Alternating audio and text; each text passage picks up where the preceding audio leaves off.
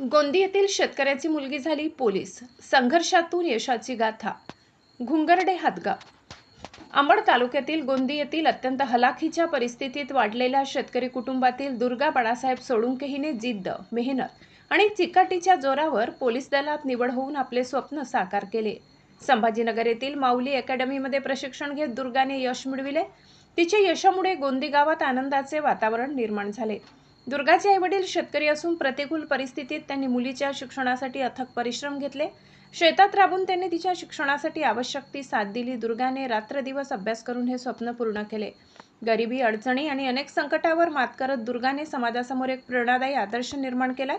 तिच्या यशाबद्दल गावचे सरपंच सोमनाथ गव्हाणे, शिवसेना तालुका प्रमुख शेखर बापू सोळुंके, मनोज मरकड, बाळासाहेब सोळुंके, अनिल मरकड, पत्रकार शैलेश मरकड, बंडू शिंगटे यासह ग्रामस्थांनी अभिनंदन करून पुढील वाटचालीस शुभेच्छा दिल्या. माधव न्यूज महाराष्ट्र संपादक सुरेश पोटे.